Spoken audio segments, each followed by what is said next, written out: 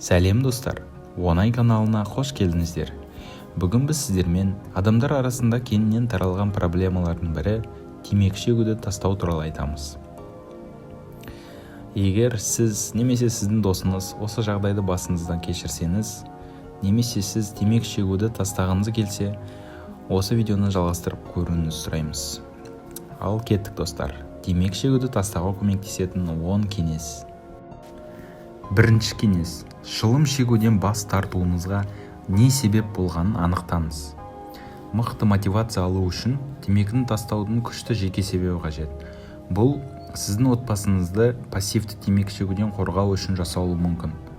Және өкпе қатерлі ісігі, жүрек ауруы немесе басқа да аурулардың ықтималдығын азайтқыңыз келуі мүмкін. Және жас көрініп, өзіңізді жас сезінгіңіз келетін шығар. Не болса да, шылым шегуден жоғары болатын күшті мотивацияны таңдауыңыз қажет. Екінші кеңес: темекі тастауға бел болған күнге дайын болыңыз.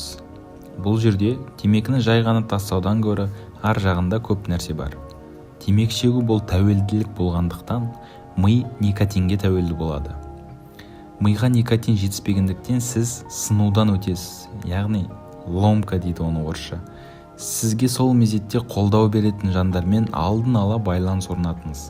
Дәрігерден темекі шегуден бас тарту және қолдану, кеңес беру, дәрі-дәрмек сияқты барлық әдістер туралы алдын ала сұрап біліңіз. Осылай ғана сіз темекіні тастауға бел болған күнге дайын боласыз.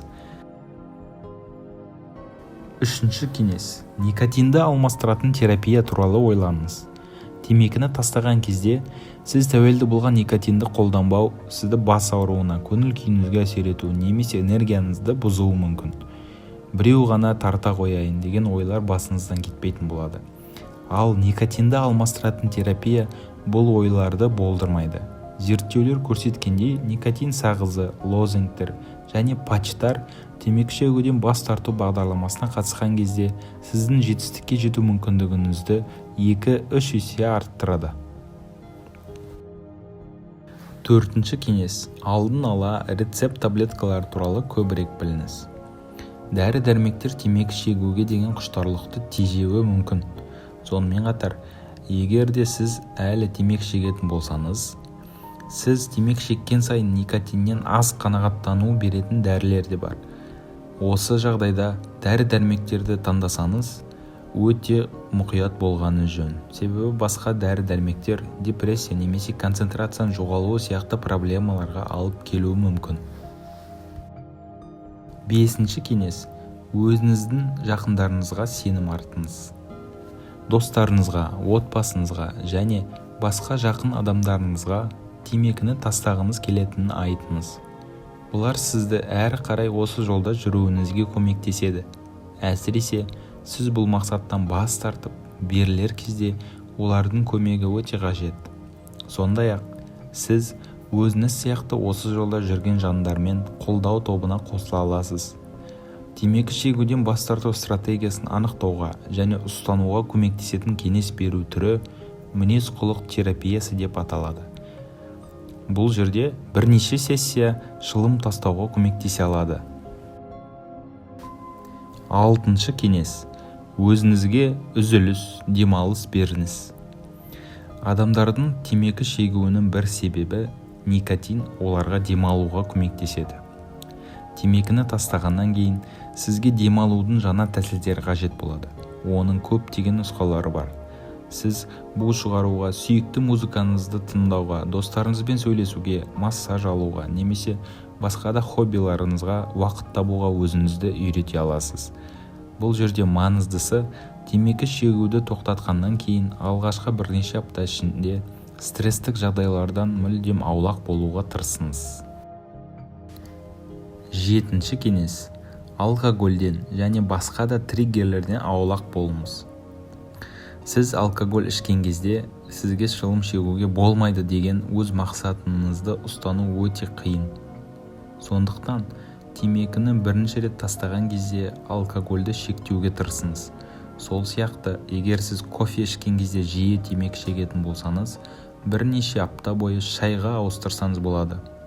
Егер сіз әдетте тамақтанғаннан кейін темекі шегетін болсаңыз, тістеріңізді щеткамен тазарту, серуендеу, досыңызға жазу немесе сағыз шайнау сияқты басқа әрекеттерді табыңыз. 8-ші кеңес. Үйіңізді таза ұстау.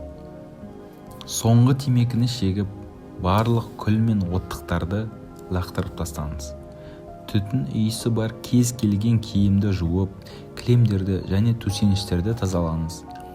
Бұл таныс иістен құтылу үшін ауа тазартқыштарын да қолданыңыз. Егер сіз машинада темекі шегетін болсаңыз, оны да тазалауды ұмытпаңыз. Сіз темекі шегуді еске түсіретін нәрсені көргіңіз немесе иісін сезгіңіз келмейтін болады. 9-ші кеңес. Жемістер мен көкөністерді көбірек жеу. Темекіні тастау арқылы диетаға отыруға тырыспаңыз. Тым көп тыйым салу сіздің ағзаңызға жағымсыз салдар алып келуі мүмкін. Оның орнына көбірек жемістер, көкөністер, дәнді дақылдар мен майсыз ақуыз жеуге тырысыңыз. Олар сіздің бүкіл денеңіз үшін пайдалы болады. 10-ші кеңес. Өз-өзіңізді марапаттаңыз. Денсаулыққа тигізер барлық артықшылықтарынан басқа, темекі тастаудың тағы да бір маңызды артықшылығының бірі сіз үнемдейтін қаржы. Сіз қаншалықты бай болғаныңызды есептейтін онлайн калькуляторлар бар. Соларды қолдану арқылы қаншама ақша үнемдегеніңіз туралы есептесеңіз болады. Сол ақшаның бір бөлігін көңілді нәрсеге жұмсау арқылы өзіңізді марапаттауды ұмытпаңыз. Осымен достар, бүгінгі видеомыз өз соңына жетті. Сіздерге ұсынылған 10 кеңес сізге пайдалы болса, осы кеңестермен темекі тастағысы келетін достарыңызбен, жақындарыңызбен бөліссеңіздер болады. Видеоға лайк басып, каналға жазылуды ұмытпаңыздар. Келесі кездескенше достар. Сіздермен болған оңай каналы.